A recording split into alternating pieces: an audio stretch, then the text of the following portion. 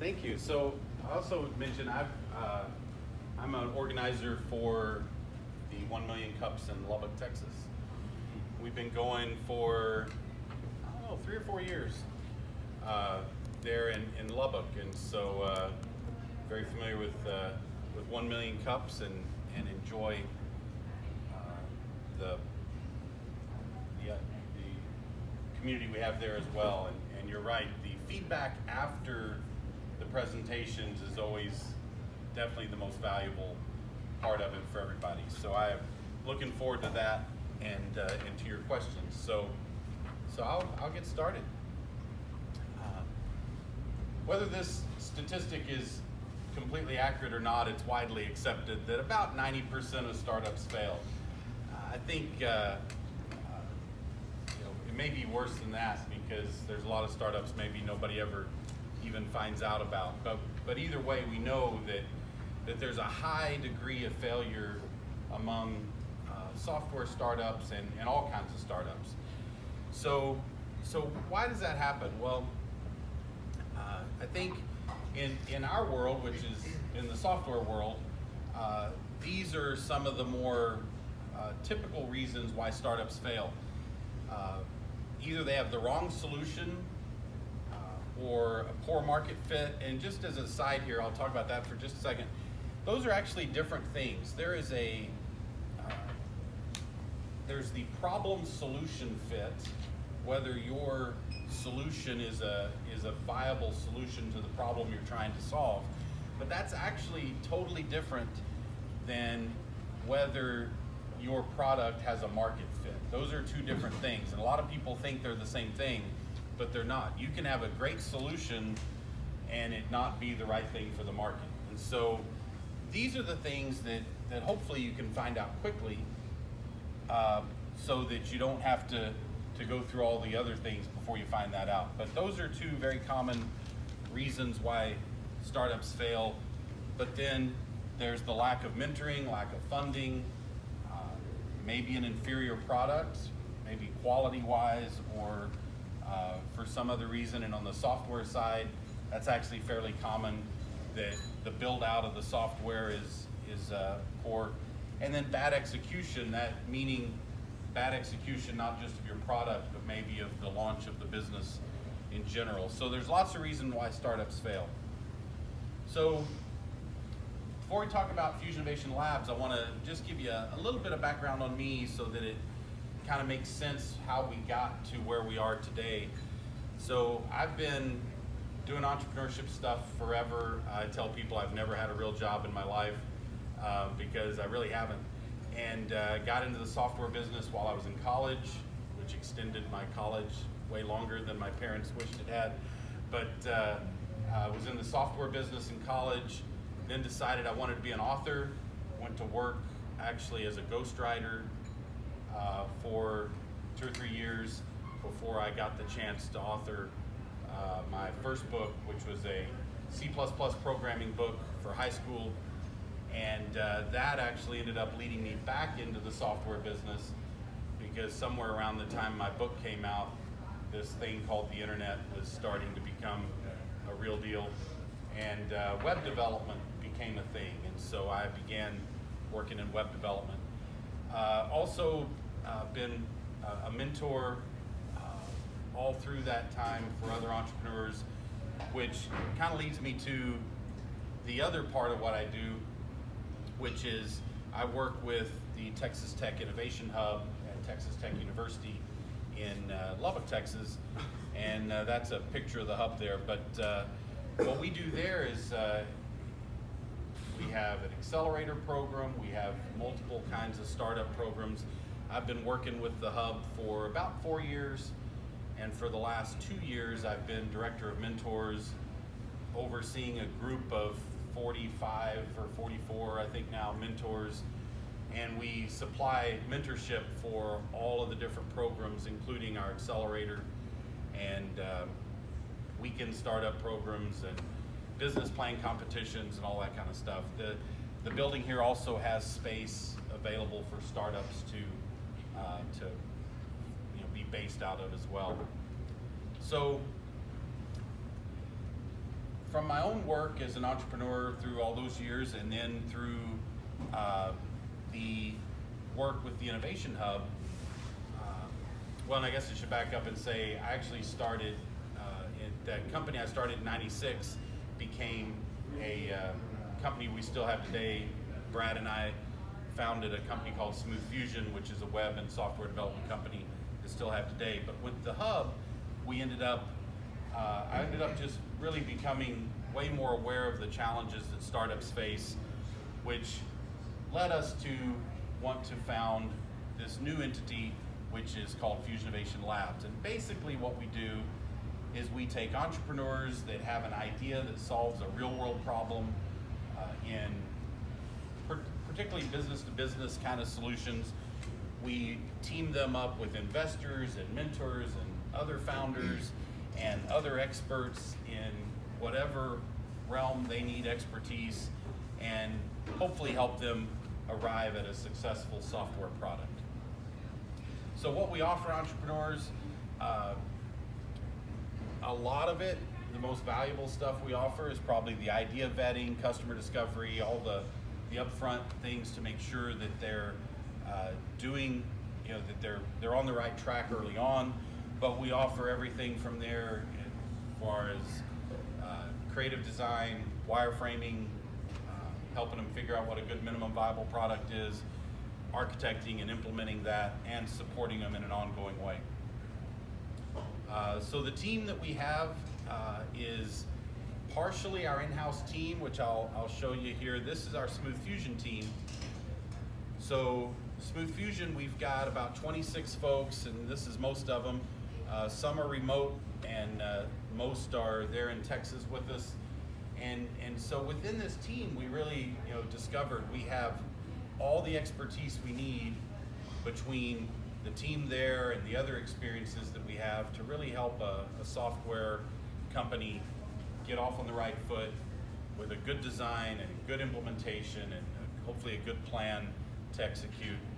And so that's what, so between the Smooth Fusion team and partners that we have at other marketing agencies and investor partners that we have, we're able to pull together all the resources that they need to really hopefully take their great idea and end up with a software company that's not just successful but that soars. So that's the quick presentation. I'd love to answer any questions you have, whether it's about Fusionovation Labs or 1 Million Cups or Texas Tech or Smooth Fusion, whatever. So Lubbock, Texas? Lubbock, Texas. All right. Out at the base of the Panhandle on the west side of Texas. Do you have a base over here? No, but so interestingly though, Microsoft was actually my first client in my web development company, and so we do a lot of work up here with a lot of different companies here in the Northwest. So we still do probably at least as much work in the Northwest as anywhere in the country, but where you don't have a presence. So to work with you, online, or is it do you need you would need a personal contact too?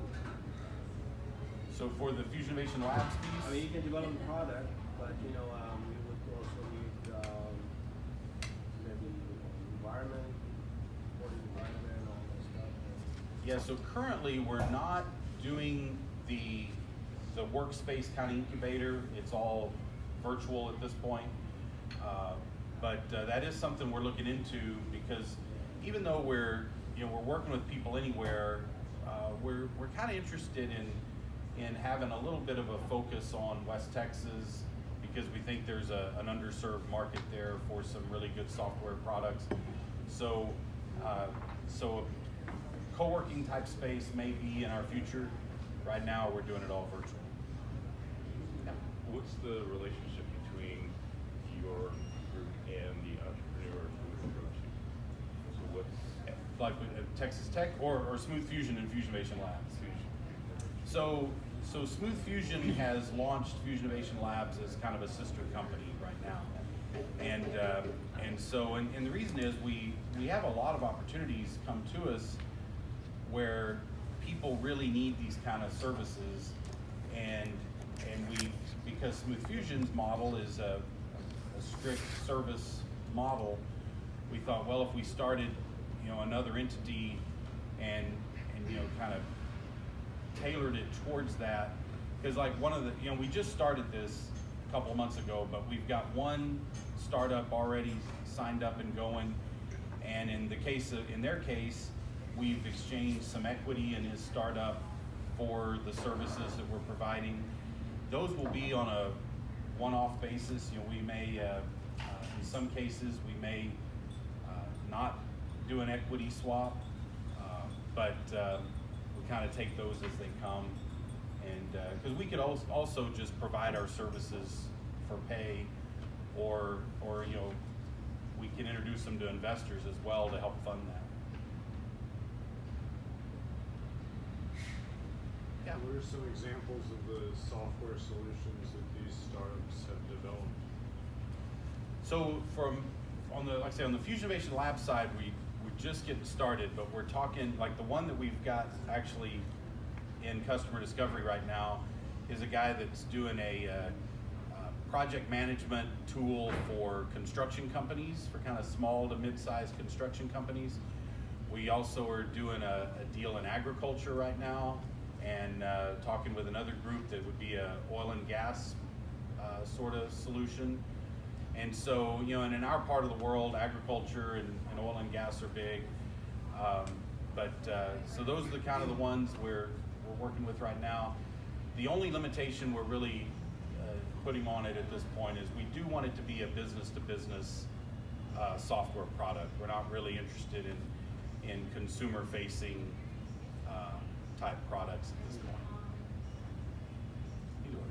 How are you marketing yourselves, and how are you finding the startups you want to work with? Well, so we're just getting started, so we haven't done a lot yet.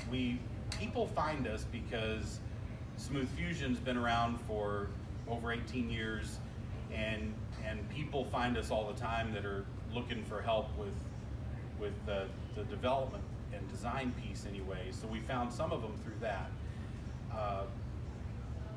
So Texas Tech is interested in integrating Fusionovation Labs into their programs at Texas Tech, which will also be giving us a flow of opportunities as well. And then, as we start to build up our website and social media presence and all, hopefully we'll find some as well. So if I was an entrepreneur and I was looking for an incubator, why would I choose Fusionovation Labs? What makes you different than other incubators? Yeah, so I think our strength is really in, we've got a lot of strength in design and development. And so I think if you're, and of course a long history of building enterprise applications and web applications. And so I think I don't think we're for everybody. Like, I think if you've got an app that, an idea for an app that's fairly simple, especially from a minimum viable product standpoint, you'd probably be better off finding a freelancer or dev that could help you crank that out instead of a team like ours. And so in those cases, because we don't require that everybody use us for the dev work, so we could help them with the customer discovery and the upfront piece and help them find a different dev. So I think that's an advantage too, because we have that depth there for applications that need it, but we're not going to force anybody to use our team if that's not the best fit. So it is a little different, because like I say, it's a virtual deal, so you're not getting the interaction with other startups quite the same way as you would if you were in a physical space. But I think the interaction with our team would be very valuable, just because the experience we have. What's your business model, Todd? For the labs? Fusionovation, yeah. So for us, this is a long play. The idea is Of course, it is a sister company to Smooth Fusion. So the business model is basically Fusionovation Labs hopefully drives services work to Smooth Fusion. And Smooth Fusion gets paid for that one way or the other through, whether it's through money they raise or whatever. And then from a Fusionovation Labs standpoint, it's a longer play of years down the road. Hopefully we have an equity stake in a lot of different products that we're helping to make successful. And so building value that way, because there won't be a lot of cash flow on the Fusionovation Labs side for a while. So it's more of a long play, and really came out of the idea that Brad and I have talked for years about, should we have a product instead of just being a services company, because we're purely a services company. But every time we had that conversation, we're always like, well, we'd have to pick one thing and devote a lot of time and energy to it, and it would distract us from what we're doing. Excuse me. So in this model, we're not looking for ideas, we're looking for entrepreneurs, right? We want that idea to come with an entrepreneur so that we can support that entrepreneur. And the idea is that instead of us putting all our effort into launching one product and hoping it's successful, so that we can have an alternate revenue stream from a product, instead we hope to own small pieces of a lot of startups down the road, and hopefully some of those are home runs, and some are just good solid producers for their entrepreneur or whatever. But so that's kind of the business model. It's not a model that would be sustainable without Smooth Fusion paying the bills. And that's I think the point right there is I was a little confused going through your presentation, because you brought up startups fail, and then here's the hub, and then, oh yeah, by the way, here's our team, there's Smooth Fusion. And so I'm like, what's Smooth Fusion? Right, where'd that come from? And then now you finally talk about, right, and you share about Fusionovation, right, Labs, which is your company, right? So if you're presenting Fusionovation Labs, I would love to know from the very beginning how Fusionovation Labs came to exist. Okay. And it came to exist.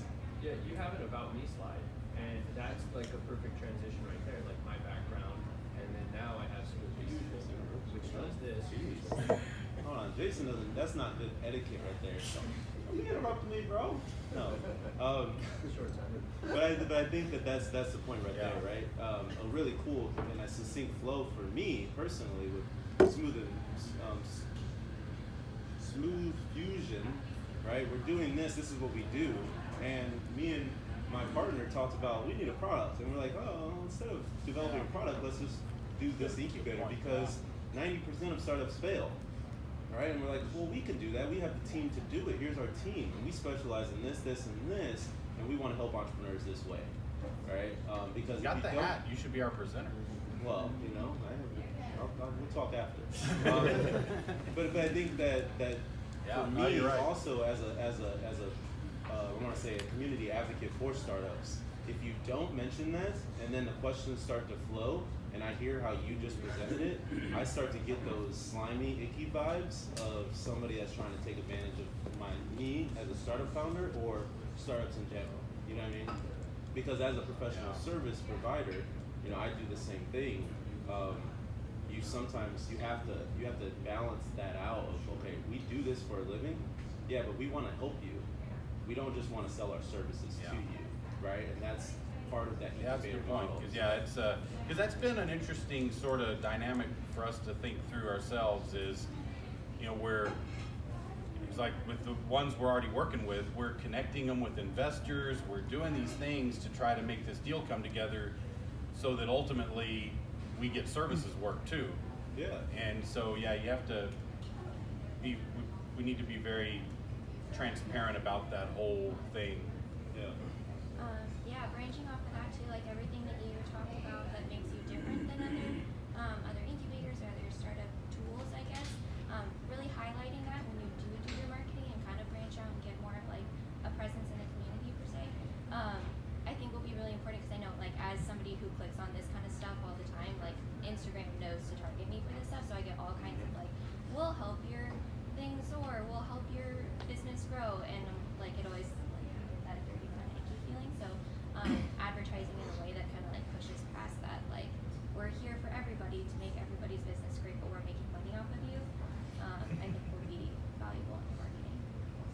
you're just Smooth Fusion is just a resource for your entrepreneurs that are coming Right. through, right? That's how you put it. But Smooth Fusion is the only reason why you're viable, right? That's the only reason why I would come to you as an entrepreneur is because you've worked with Welch's and Microsoft and Klondike and Jack Daniels and Samsung and Intel and ADT and eBay, right? Like that's why you're a great incubator, right? That's because of your guys' experience from a software development side of things, right? If you don't mention that, you're just some other incubator out there that, well, I'm like, why would I want to work with these guys for my startup that I'm attempting to turn into a huge business? Yeah. But then you also have Texas Tech, right? Oh, we launched this thing, and Texas Tech is an avenue for our business to grow, and we could potentially launch this at all other colleges around that area, or you know what I mean? Like that's a model that you could start to talk about for this business specifically. But I think that you introduced a lot of different businesses, and I'm like, well, which one are we talking about today? Yeah. Very good. Yeah, that's helpful. Yeah. To echo off that, I think it'd be cool to have a slide that has like a map showing the different relationships between yourselves, Smooth Fusion, Fusionovation, how Texas Tech is involved, because I agree. I heard a lot of different things going on, and at some points I was like, I'm not really sure where this all fits. So a map kind of showing that as a visual might help. Curious about if you're planning on tracking the success rate of the startups you work with, because I think it's interesting if you start with 90% of startups fail. Yeah. Down the road, when you're not just a couple months in, it'd be really cool to say 90% of startups fail. We cut that to 88%. Yeah. Yeah. Yeah, something like that would be a cool way to show like No, here's that's an right. hour, That like would be cool. why we're different. Yeah, and that's something obviously we're hoping for is to, you know, a few years down the road here to have, you know, a portfolio of products we can point people to and say, these all came through our program and you know, we helped launch all these and I think, yeah, you're right. But yeah, we track everything, so we will definitely be tracking. Did you have something? Yeah. So just to like make this clear, the business model, the ask of the entrepreneurs is to take a part of their equity, like, or take a part of the company.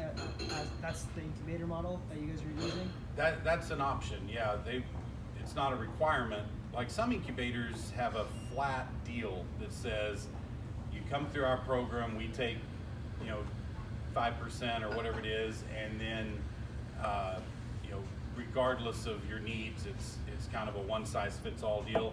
We're not really looking to do a one-size-fits-all kind of thing, because if we really, you know, we may believe more in you know, some deals potential than others, and want to offer them more, you know, more upfront for free in exchange for more equity, or we may feel like their deal is such that they really shouldn't be giving up equity, but they should, you know, we can maybe help them get connected with the right people, and you know, because if they only need parts of our services, you know, it doesn't feel right to have just a one-size-fits-all deal. So we're negotiating those individually. Right. So you would like sell like some of your services for like whatever. So you would adjust what you're taking based off of what services you're providing. Right.